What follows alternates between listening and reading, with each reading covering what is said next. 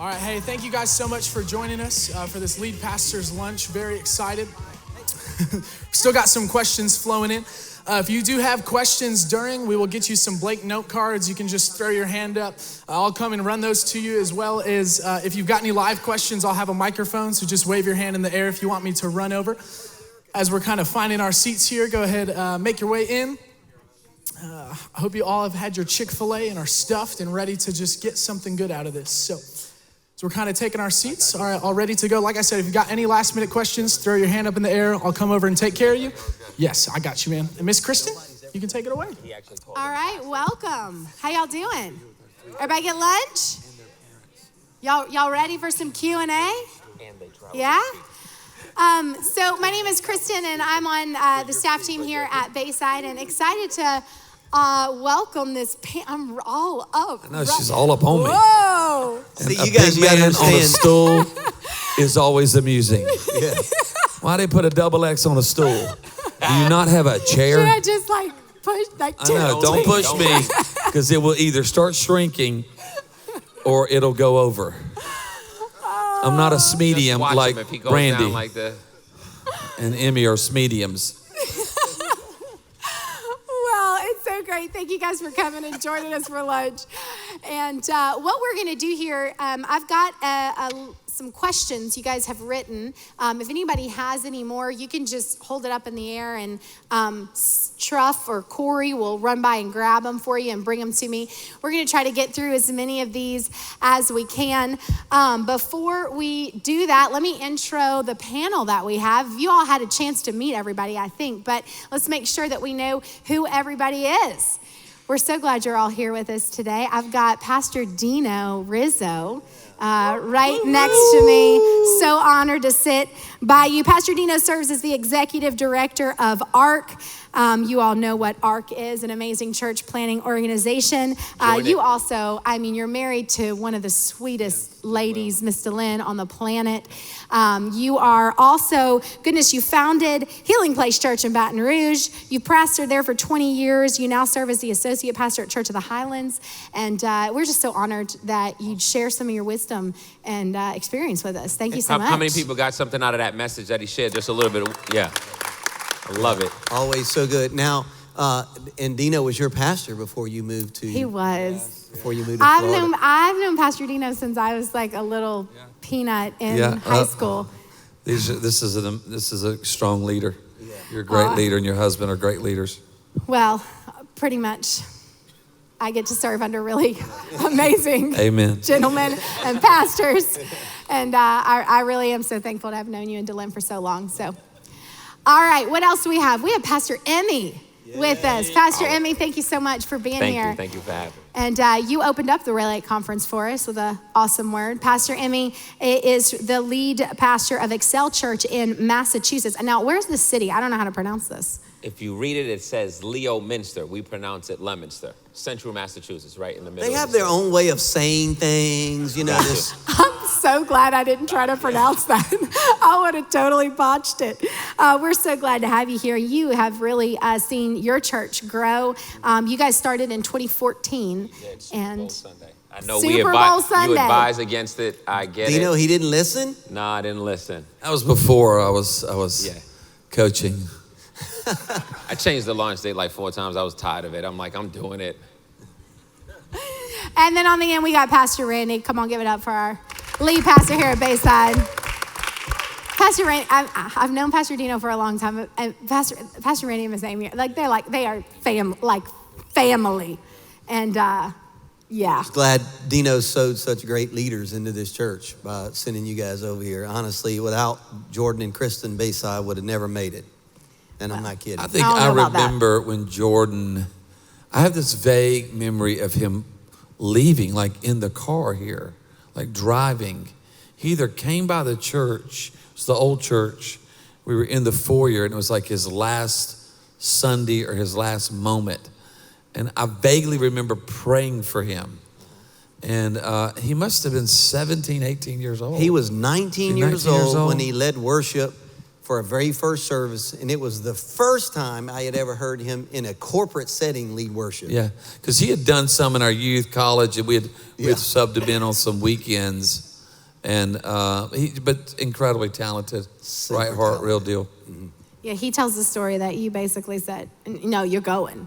Like, just go. Yeah, Just Dino go, made him just come. go. So, all right. Well, what we're going to do today is we're going to jump into some questions with the incredible panel we have.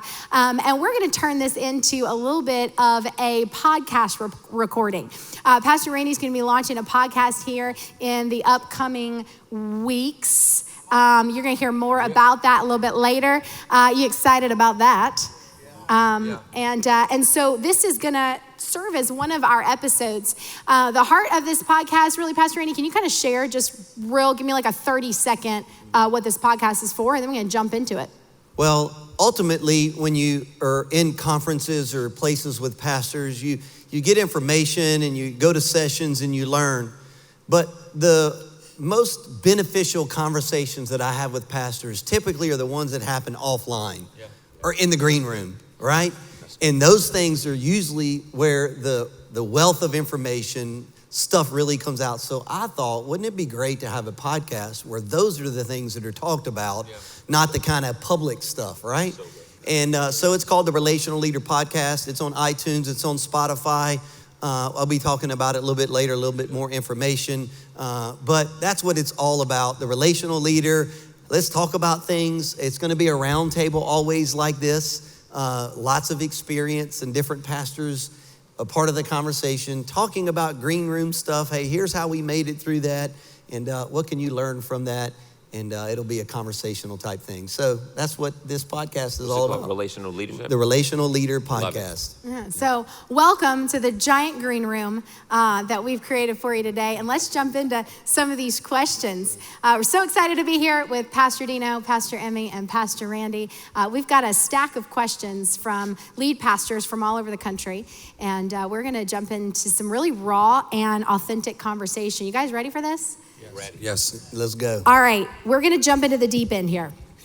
How do you know if you should continue to be a senior leader or go serve another vision?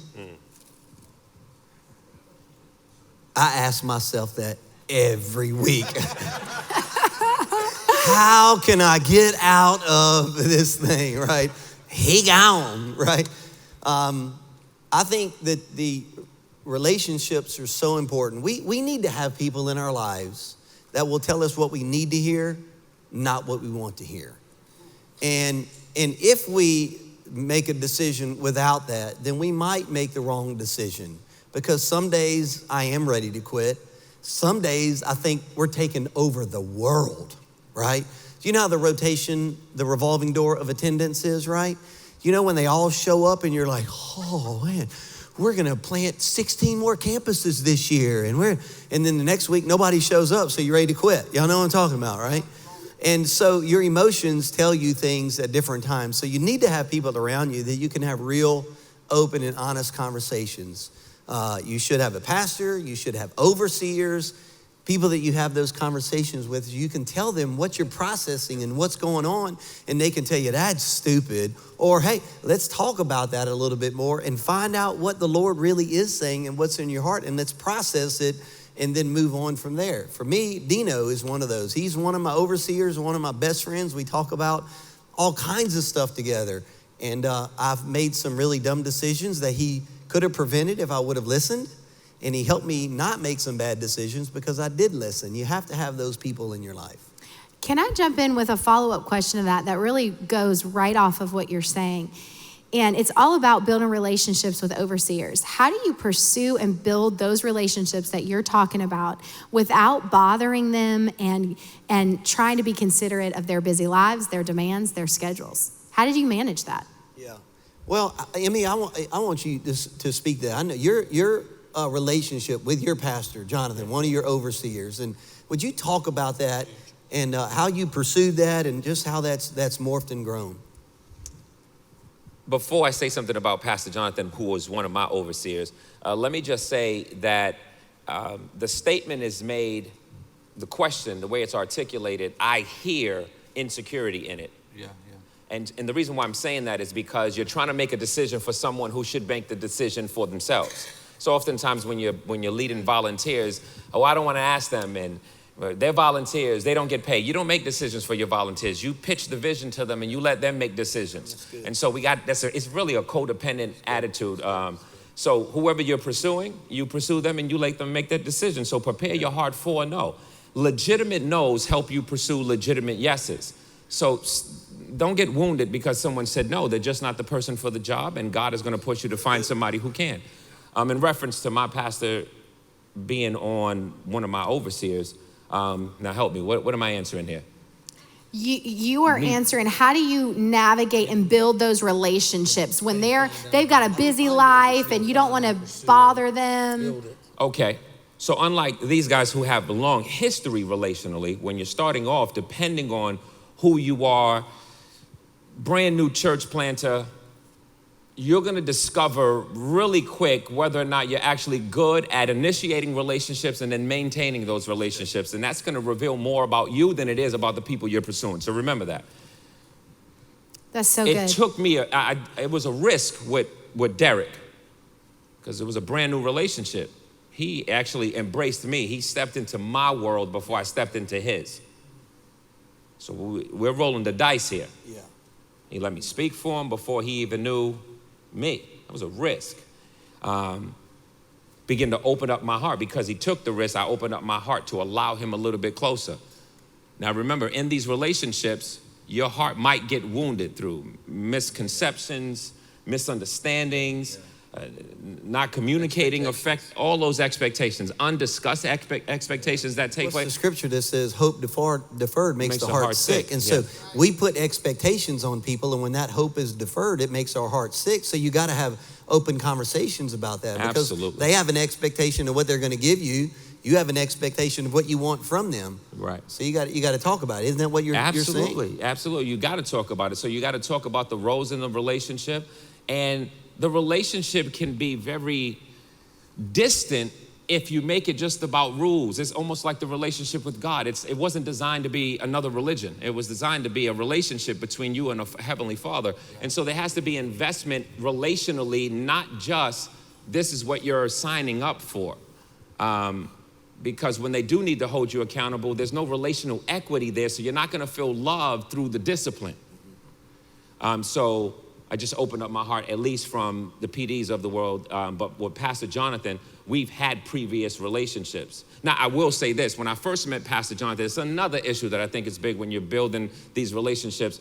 When I first met Pastor Jonathan, I could be a little aggressive and not know boundary lines back in the days. Now my awareness levels have went up. I'm not really Jonah, even though I was Jonah before. Awesome. But I ran in the bathroom. He was hitting the urinal. I'm like, yo, what's up, Pastor J? I really like what you got going on here. And really what I was this lost child who became a pastor. This little swivel here, and my feet are not long enough to touch the floor, so I'm gonna go ahead. I'm feeling like an 11-year-old right now. And I was a little assertive in the relationship, and Pastor Jonathan, in his wisdom and maturity, immediately put up a boundary. Say, hey, young man, where do you go to church? Oh, you go to that church?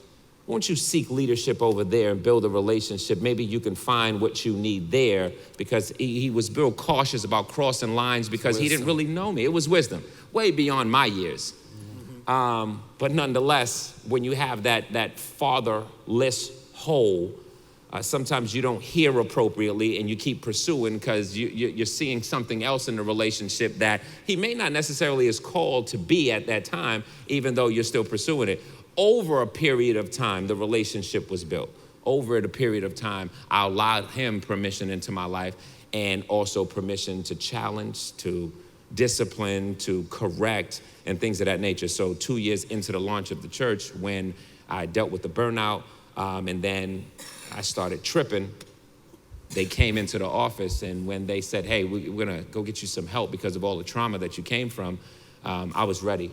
And I just opened up my world and opened up my life, and me and my wife, and what was really in my aspect, I had to let them in to hold me accountable, and I did. And I will say, because of the permission-based relationship and giving them that space to enter in, it had become a painfully beautiful experience that was necessary, that now changed my worldview and my lens on how I lead, because of that. So hopefully that helped That's with that. good. That's that good. definitely helped. That Pastor was great. Dino, can you real quick speak to the flip side of that as an overseer? That it's the question that there's a concern of not wanting to bother somebody or that sort of thing. Can you speak a little bit to that as an overseer? What Amy said is true. Is you can't project don't project on me my schedule. Don't project on me what I count as valuable. So there's nothing wrong with asking. Yeah. And I think that I think everybody needs a couple things. You need if I'm planning a church, I need about 3 overseers. If I'm an existing church, you need 5, maybe 7 is a lot. That is Most people land into 3 to 5. Mm-hmm. And I tell guys all the time, we get asked this question. Overseers look a little different when you're running 50 as to when you're running 1,000. It morphs a little. No, I'm not saying one's better than the other. It's just like your bylaws. The bylaws you start with should look a little different when you all of a sudden have 2 campuses and so a couple people. You better own it yourself. So I tell guys to start off with, you need a great friend as an overseer. Someone you could go 100% with. That is not, you've given them permission to speak into your life. They're not impressed with you. And it goes back and forth. So Randy is someone that can speak into my life. We can have honest conversation. It's a back and forth relationship. You need somebody with gray hair. You better have somebody been through some stuff that have a stomach for the struggle. You better have somebody grown. You better have somebody grown up. Somebody grown. You better have somebody grown, been through some stuff. I get worried with sometimes these church planners and their overseers are all under 30. Yeah. No hate on under 30, but man, they haven't even have live fire yet. They may see blood and faint. I mean, we can't be passing out when it goes from a natural birth to a C-section. Stay with me. That's good. And so stay with me. Keep breathing. Yeah, and so and then the third one. Scary thing. Here's the third one. If I'm starting a church, I need somebody that has a Galatians 6:1 gift. And not everybody has a Galatians 6:1 gift. Just because they're a good pastor, good leader, doesn't mean they understand restoration. Now, if I'm going to 5, I want somebody who understands money, lawyers, bankers, lawsuits. And then if I'm going to a 5th one, I'm probably getting another friend or an older brother who's in my life. So I kind of look, I don't think you need 5 of the same or 3 of the same. I think wisdom says, and then in those things, I think you let them know what their role is. Yep. So for me as an overseer, I tell people all the time, what do you want me as? So a few guys consider me their pastor. Well, if I'm your pastor, I don't know if I need to be your overseer. I can. Right. Do you want me as your uncle? Yeah. That means I could be on your compensation board because the uncle hook you up with a $100 bill. You be my uncle? Okay, yeah, I'll be uncle. So I'm your uncle. I call him Uncle Dino. And I don't know if you want me as an overseer. So I'm an overseer of about 14 churches. Wow. I'm on the compensation group of 40 churches because I understand compensation. I'm in the world of compensation. I know what everybody's making. I know what 1,000 people versus how many people are there, that part of the country, what their income is. I can give you a legit range. I could give you data. I could connect you with a lawyer that will give you a salary compensation study. FYI, that the IRS has never in the history of the world ever brought to court, ever, but yet we pay $7,000 for them, but no one's ever tried it. It's never been litigated, but it's safe to have. Lasts about 3 to 5 years. Depends on if you've had high growth. So you want to have people that are better at certain things. Absolutely. So John Siebling is he's an overseer in my life. He handles me and my family. Chris Hodges is my pastor. He handles my schedule, my spiritual life. That's good. Watches me. Stovall Weems is there as a friend. Then I've got a couple buddies like a Randy, a Rick, a Greg Surratt that are just there peripheral. It's good. Just in case I need to pull the emergency alarm. It's good. I can call them. So that's kind of how I break it up in my mind. Where do you need me most? I want to add to that because what you touched on is very important. And you like, how do I pursue people that I want them to be overseers? So let me speak to that, a couple little thoughts. First of all, I think you should pursue people that have diversity, like you say, Dino, so they can bring different things to the table. But look at people who have, or maybe they're at a station or a season of life or something, and you like, I want to pursue them because I need to learn, how do I manage my family like them? Or how do I grow the church like them? Or whatever that you might find them to be good at. Then when you pursue them, you need to realize that not all of them can be your overseer. True. Because there's a legal side to being an overseer that a lot of people ask me to do a lot of that. Will you be my overseer? And I'm like, I can't. I can be your friend. I can be your uncle. I can be your cousin. I can be your big brother. I could be your pastor, but I can't be an overseer because legally, if something goes wrong with the church, I got to step in. Yep. And I still have a church to pastor. So I can't be an overseer for 14 churches, because if one of them goes wrong, and I've had friends that have had this happen, and I've had to do this for people, like your church takes a back seat because this thing is about to fall apart. Well, like, what if I have two of those happen at the same time? So my overseers or my board in the church has limited how many churches I can be overseers. So don't feel like it's rejection. They may not be able to be an overseer, but they can be your uncle, your big brother, your pastor, your friend. And that's important to realize, because not everybody can be your overseer. You know, I was just say, I'm on for the overseers I'm doing for 1 year because it's an emergency. Mm-hmm. I said I'll do 1 year because I'm good in a battle fight. I'm good when when the bullets are flying. Let me get in there, then it's going to settle down, and you need somebody else. I don't have the time. But I'll sometimes do crisis overseer I'm doing it right now for a situation that's a crisis, and I'm serving 1 year. Yeah. And then I just got off of one that I did for 1 year because they were transitioning leadership anyway. Yeah. That's good. It's good, pastors. All right, I'm gonna switch to kind of a different topic, but very practical. But it's more the personal side of pastoring. And there's a couple questions that kind of fall into this, but I'm gonna kick it off with, what does your just weekly schedule look like? Like, what do you do? Drink coffee, read the Bible, play golf. Go ahead, answer that. Huh? Answer it. So can we turn down the AC? I feel like I need thermals up here right now. You cold? Freezing. Randy gonna run that AC. Yeah. Sorry. I'm sorry, Random. bro. We'll go to Central Mass and you can put it on whatever Crossing my temperature arms you because, want. no, never mind. But this is how we roll down here in Florida. We keep it cold. Answer the question. I'm so sorry. Let me hold you? No, we're good. All we're right, good. okay. Okay,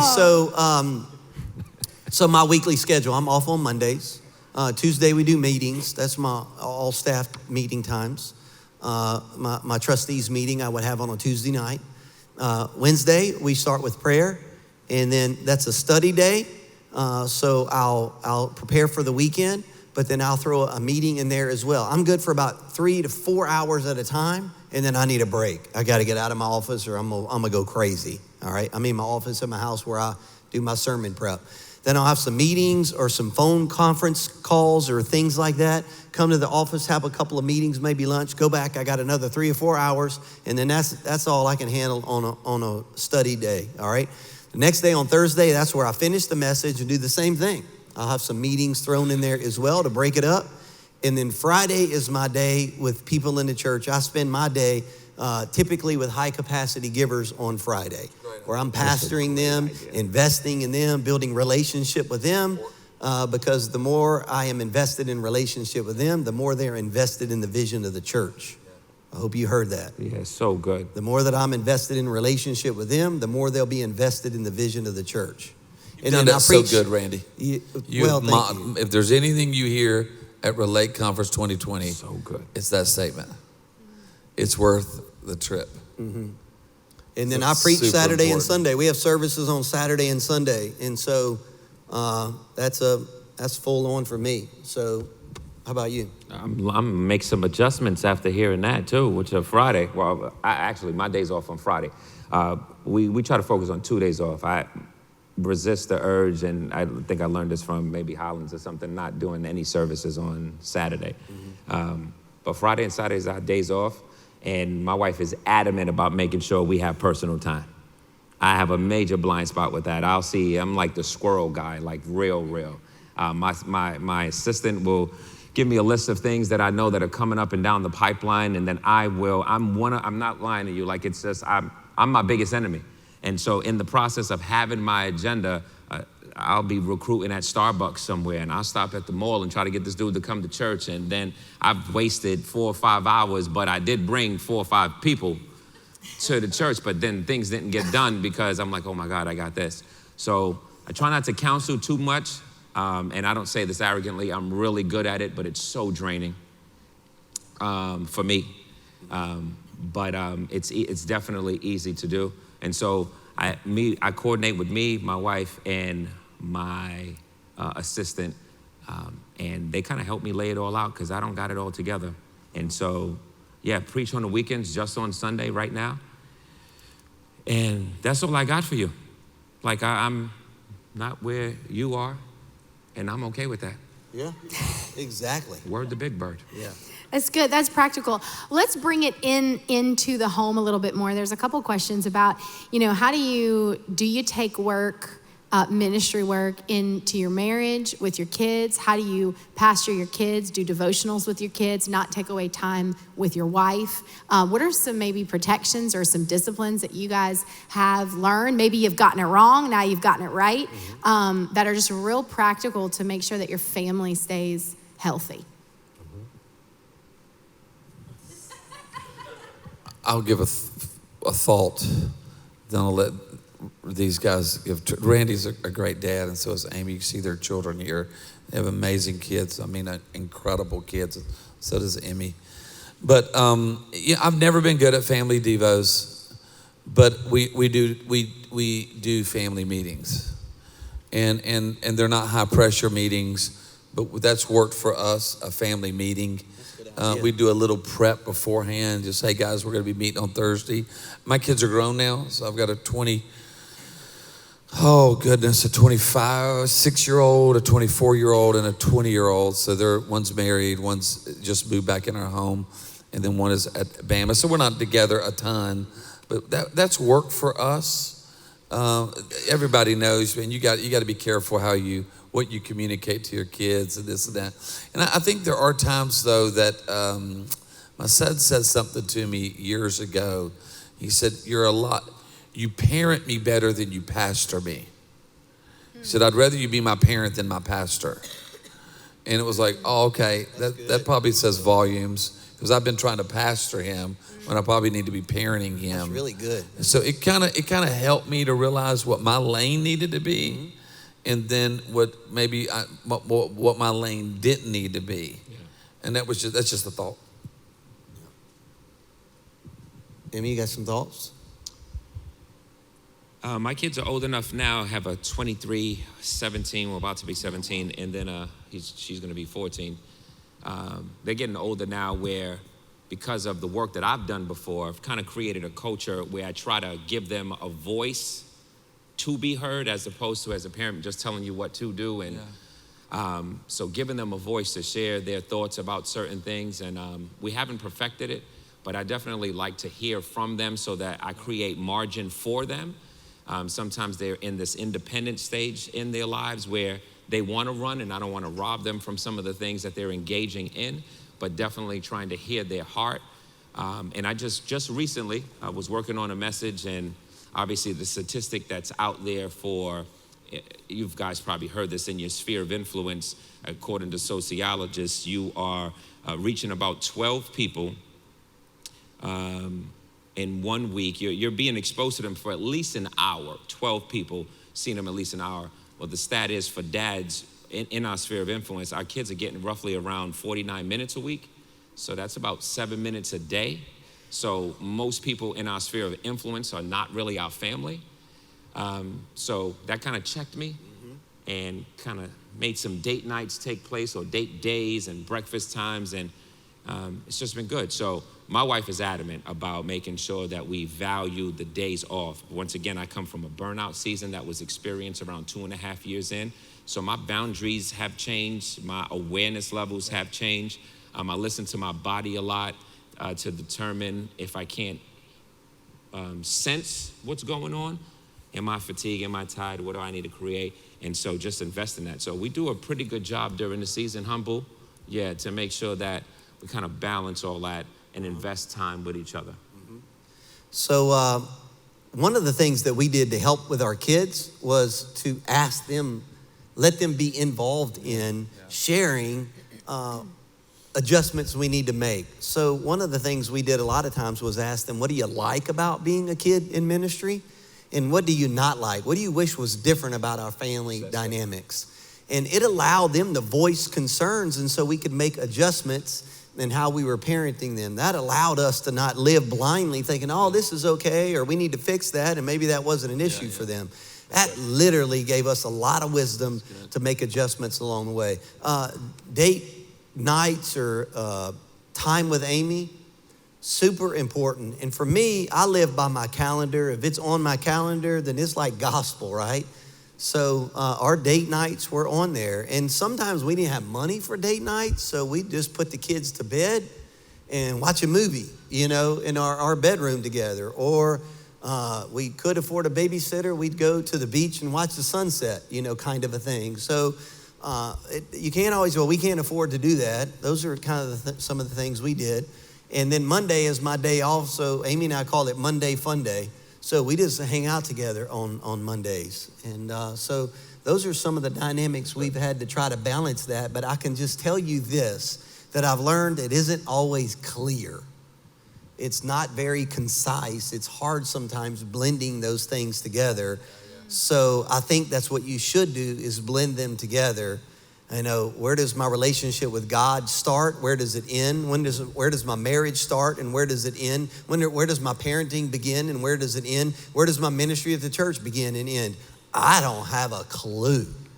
Because even when I'm not with my kids, I'm still their parent. And even when I'm not at the church, I'm still the pastor. So what I say is to try to take the threefold cord of my relationship with God, my family, and ministry, and weave them all together, because the Word of God says that a threefold cord is not easily broken. Yeah. So that along with discussions with my kids and my marriage, and making sure that those things are not out of balance. Yeah. That's so good. And Jordan and I have seen you and Amy do this firsthand really closely. And it is just such, for people that have younger kids, and to see your kids where they are now, and the seasons that they've walked through and out of, it is an inspiration to see how you've dedicated your life to ministry, but your family has never sacrificed. Good job. Thank you. Well, the jury's still out. I don't know. We're waiting still. See, they're not all grown and serving the Lord in ministry or whatever their calling is yet. But. Well, I want to close us with this question, and I want to segue it this way, because it's really a question about legacy. Not necessarily family legacy, but church legacy. And the question comes really from the idea of, what's the if I die tomorrow plan? But keeping your church going and keeping multi-site going beyond you as a senior pastor, whether it was something like that or you retire and move to a new season. Let's close this topic just talking about legacy and planning for that. What are some thoughts? I'll start because I can get to it quick. I've had the privilege of dying once. So I left a church that I planted for 20 years. Went into a bad season, resigned, stepped down. And here's what I realized. They go on without you in about 15 minutes. And so it's about a 15-minute window of grieving. So when you think you're a big deal? And a lot of you guys are super important. You're huge. You're massive. People I know you think they're living on every breath. They cannot live without you. But in about 15 minutes of you dying, resigning, stepping down, they're figuring out, do we want a 3-piece or a 12-piece? When is soccer? Did we get the washer fixed? Who's picking up milk tomorrow? So I was a big deal in Baton Rouge. I'd gotten way bigger in Bethany. Okay? They forgot me in a day, okay? They will forget you in a day. But here's the deal. That's okay. It wasn't about you anyway. There we go. It's good. It was about Jesus. I think so. So it's okay. But here's the deal. Don't die for people that are going to forget you. Give your best to the people who bear your last name, who will not forget you. Wow. So that's number one. Number two is this right here is I think you start changing from legacy. It is a place, but it's really more a people. So thank God for this is a part of Randy Bezet's legacy. It's this place. But all of a sudden you start getting older and you're pastoring pastors and you're influencing nations. All of a sudden you start realizing, I think I want my legacy to be people. And I want it to be here. I want it to be this place. But let me ask you this. How many 100-year-old churches are we talking about and studying today? Not many. It's true. Okay. We're learning from people. But there ain't a lot of 100-year-old churches that are at the forefront of the conversation. Great point. So here's the deal. It doesn't last that long. It kind of, the sun will set. So I would only encourage you to remember it's all about, your legacy is all about Jesus. And then it's people. It's people, you know. So that's my thought. It couldn't be said any better. So good. It really couldn't. Dino, that's powerful. Make your life about people. I will say that in ministry, I am thinking about it the older I get. You know, what am I going to do next? And there's a whole bunch of super mega churches and churches in America in general. I think it's about to be the largest number of churches in the history of America where pastors are going to be aging out, and what's going to happen to those churches. And so I can tell you, I don't know exactly how it's going to be handled, but I'm starting to work on it. Now, for me, I feel like that I'm going to work to begin to identify who I think that is and turn it over to someone. But what I'm going to do in that is to develop every campus like it's its own church. Yeah, so if there isn't a person that may has enough shoulders to carry all of that, that I can just turn all the churches over to individual churches, and then I just take this one campus that I'm at and turn that over to someone as well. And in other words, there's all kind of ways to slice this thing up. But the more you can start to diverse your ministry, in other words, would you start preaching a little bit less now? Because your church is not as big a deal on you as you think it is, all right? And so just start slowly turning things off and letting other people preach. And if they're better than you, praise God. Because it isn't really about you. And the more that can happen, the easier it is for you to go do the next thing and make your next thing about people. That's really. In the early years, that sub 10, probably your amount in the pulpit matters a lot. When you start getting into the 8 years, 10 years, 12 years, I don't think anybody is leaving your church because you preach 40 or 32. I don't think anybody's leaving. Because remember, they're not there every week anyway. They don't know how many times you've preached a year. So they're there maybe 24, 26, 28 Sundays. So they're not real sure how many you've preached. So whether you preach 46 or 40 or 32, you know, I don't think is the main factor. It's your leadership. I have slowly turned that thing off. And let's see, I think I'm going to preach about 28, 30 times this year. Or was what I preached last year, and no one has said anything. No one's like, why is Randy preaching less? They don't know. I'm just slowly turning it off all the time. They really don't know. And it actually helps your church. It makes your church healthier. That's what most guys are doing when they're getting into their 50s. I'm realizing everybody's 28, 30, 32. Mm-hmm. Somewhere in their 50s, they start making that transition, and multiple services mean a lot to that. So. That's so good. Well, I hope this conversation has been helpful. We're going to wrap for today. But you guys help me? And let's thank Pastor Dino, Pastor Emmy, Pastor Randy for sharing your wisdom and your life and just in a real honest way.